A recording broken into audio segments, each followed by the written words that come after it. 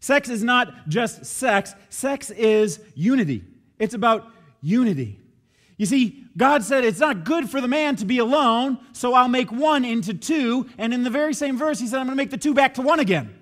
The two become one flesh. And in God's vision for what marriage is about, and his vision for what sexuality is about, it's beautiful and deep. It's not just physical bonding, it's a legal bonding. It's a spiritual bonding. It's an economic bonding. It's an emotional bonding, an identity bonding. Two become one. They're not two anymore, they are one. You see, the biblical view of our sexuality is not a low view, like an animal view. It's not even what's oftentimes taught in churches in the two basic statements: singles don't do it and marrieds don't talk about it. Instead, it's a powerful oneness that recreates a new entity from a twosome. It is bonded by ecstasy, and that is powerful glue. It's symbolized and cauterized by two physical parts of two different people that fit together perfectly like puzzle pieces.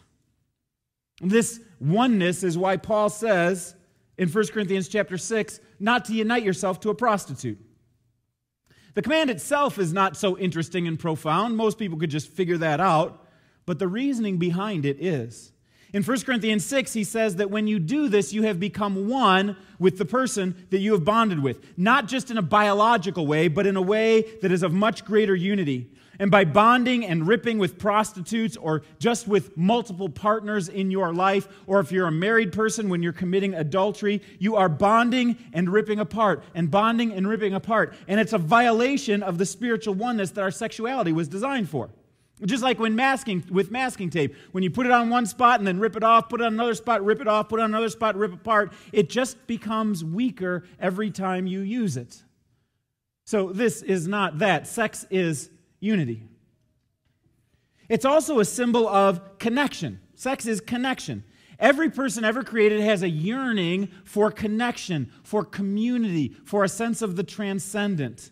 It's part of what it means to be created in God's image. God, Father, Son, and Holy Spirit are community. The Godhead is a community. It's three that are one. And the oneness of sex is a pointer. It's two that become one, but it's a pointer of that deep sense of connection. Heading back to the garden, we see that when everything was right, there was a great sense of connection. Adam and Eve had great relationship with each other. They had deep connection to the soil. They had a deep connection with God and walked in the garden with Him every day. And then they made some terrible choices. And everything went south from there. And as a part of the punishment against the woman, she was told that she would be in conflict with man for the rest of her life. The man was told that he would be in conflict with the soil. And the man and the woman were told that they would be expelled from the garden and they wouldn't walk with God in the garden ever again. And this sense of disconnection has gone on from that day, thousands of years, even until the present. And the truth is, in our culture, we feel very disconnected. Sometimes in our culture, even more than other cultures. Disconnected from the environment, as we can go years without ever thrusting our hands into the soil. Disconnected from God as voices of culture constantly press us towards a rabid independence. Disconnected from our neighbors as automatic garage door openers and 6-foot privacy fences and air conditioning and cable TV keep us inside our little boxes and not out on the streets hanging out with people. Disconnected from all kinds of people as depression and loneliness and isolation and divorce are all on the rise. So you may ask, what does this sense of disconnectedness have to do with sex? Well, sex comes from the Latin word secare, which means to sever, amputate, or disconnect from the whole.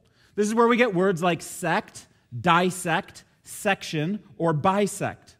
And going back to the roots of this word, what I want you to think of is the idea of sections that are a part of a whole. Orange sections are part of a bigger whole that they're a part of, and the sections have a yearning to be connected with the greater whole.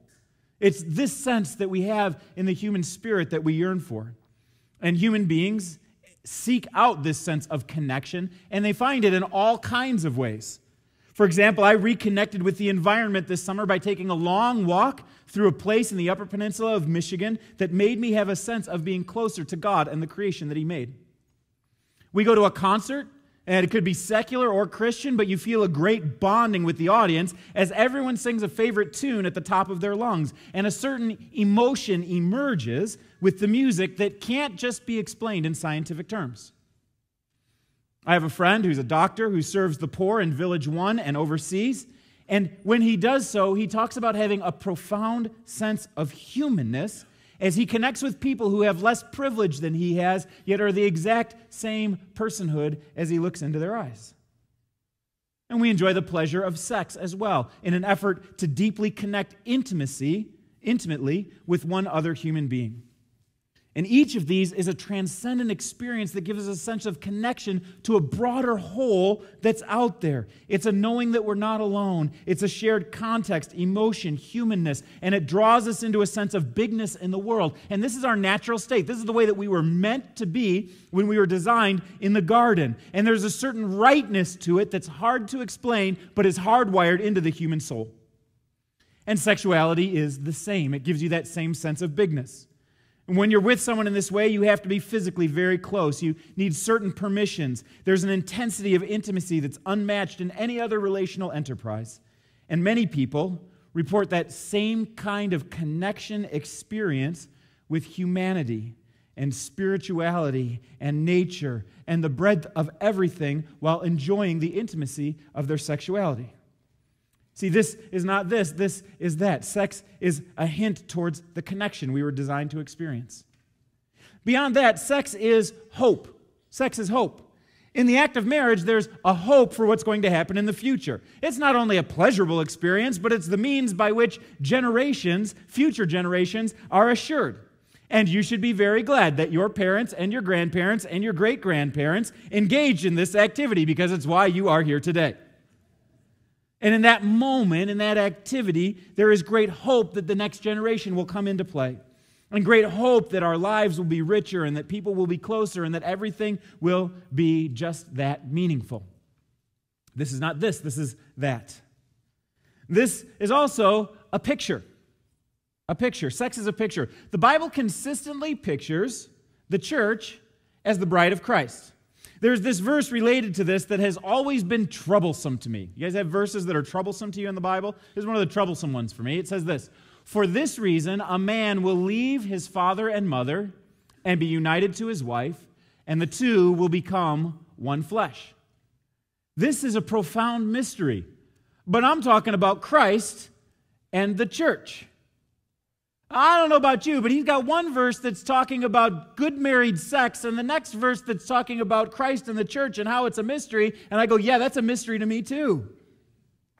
I mean, if you read Ephesians 5 before this point, you'll find all kinds of great tips about marriage and about how Jesus and the church are similar to a married kind of environment. That Jesus is our protector, our servant. He's the one who loved us so much that he sacrificed for us. And so husbands, be like Jesus and sacrifice yourselves for your wife in love. Marriage teaches us so much about him, and he teaches us so much about marriage at the same time.